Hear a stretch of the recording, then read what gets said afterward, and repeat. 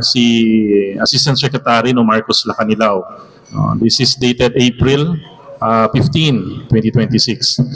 The subject is the extension of the validity of drivers, conductors licenses, student permits, motor vehicle registration, and waiver of penalties. So under item number 1, the validity of the following which are due to expire beginning April 2026. So for the month of April 2026 is hereby extended for a period of 3 months. 3 months, no? So sa July po siya, katapusan din po ng July 2026. So ano po itong extended for 3 months? Driver's license, conductor's license, driver's permits, and registration of motor vehicle.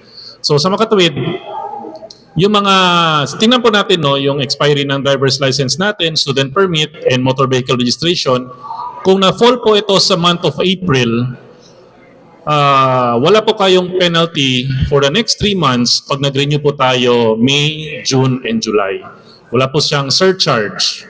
Sa registration classification kasi, meron kasi ang weekly na surcharge ang tawag ng agency. No? So hindi rin po yan mag-reflect pag mag-renew po si motor vehicle owner, no? Ano po yung sa item number 2, waiver of penalties. So during this extension period na 3 months, no surcharges, no penalties or fines shall be imposed for the late renewal of the above mentioned licenses, permits, and motor vehicle registrations. So lahat po ng nag-expire for the month of April, extended po tayo for the next 3 months. Nangyari na rin po to during post-pandemic and the pandemic period. Nung nag-extend po si LTO for the validity and extend para wala pong penalty mag-incur sa license holder or sa owner. Now, i-relate ko ito sa law enforcement. Okay? As to the waiver of penalties. Now, pag si driver expired po yung license niya for the month of April, no, hindi niya napansin nung birthday niya, expired na pala, and nahuli po siya, no, for violation ng expired license. By the time ipaprocess niya po yung apprehension niya, hindi po siya ma-charge ng expired license.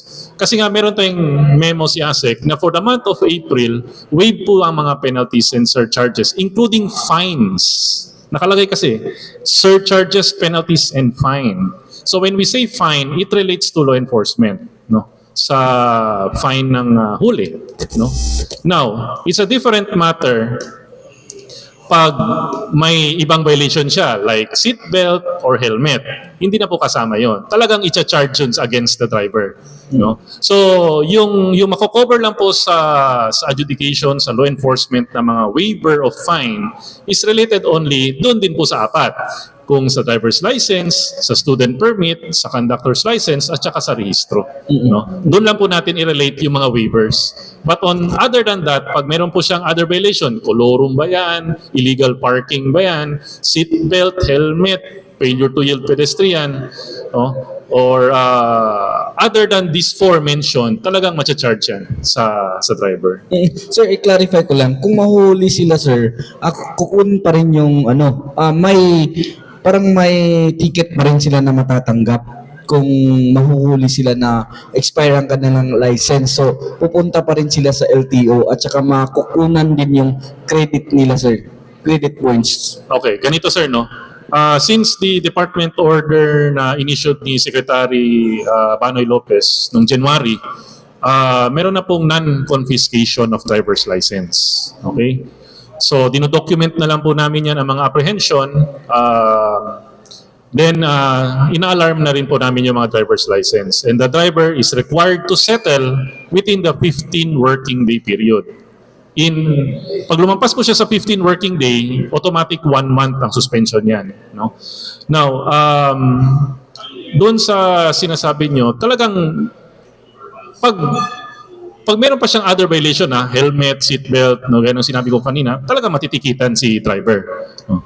But the fact lang kung ang violation niya is expired registration, expired license, conductor's license, no, hindi na namin titikitan yun kung yun lang talaga ang violation niya.